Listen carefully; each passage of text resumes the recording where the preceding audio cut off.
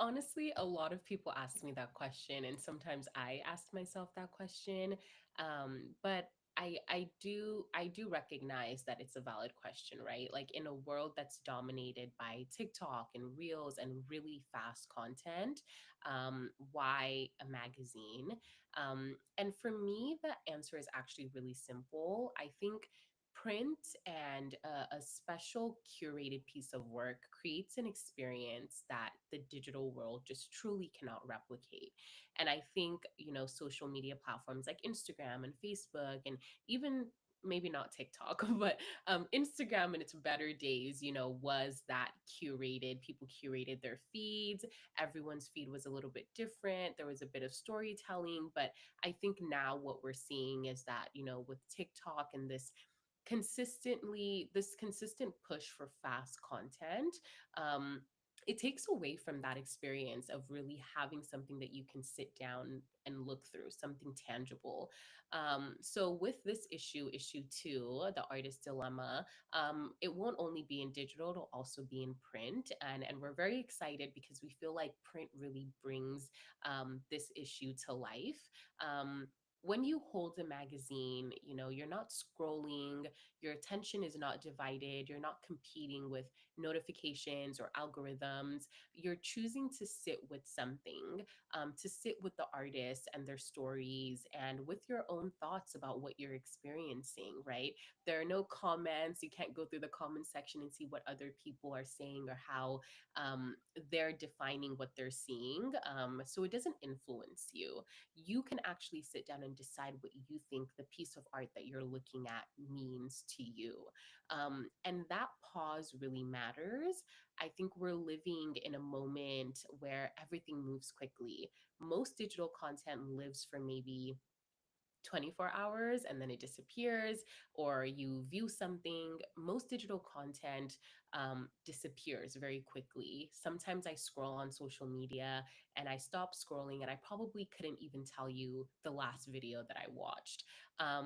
So when we think about print and when we think about curating specific pieces of work, and when we think about all the zines that are being created, not just ours, but there's so many magazines that are being created, um, artists are still creating, and sometimes that work is lost in the noise, and their work carries memory, it carries culture, and imagination. So printing a magazine is our way of honoring that intention that the artist put into their work.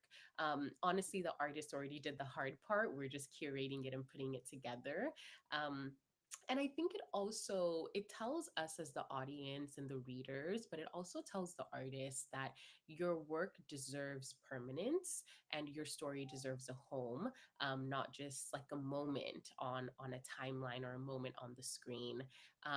So I feel like, for my team and I, we know that with print, work has space to breathe.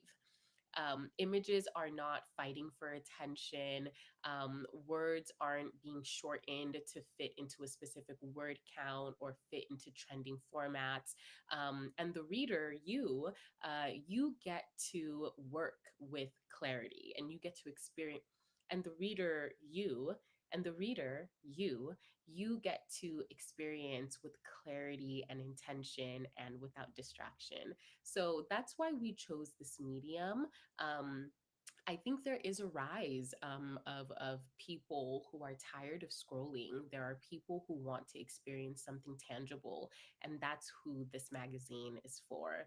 And we hope it inspires people to put their phone down and really sit down and pick up a piece of, work that has been curated intentionally for you to experience, and be able to really have that experience distraction free, because I feel like it's so hard to do that in this day and age that we're in. So, yes, it might feel backward. It might feel like who reads magazines anymore, but I do feel like there's something to be said about a piece of work that's intentionally curated for your eyes and for your experience and for something that, and I really think that's something that can't be replaced with social media and with scrolling.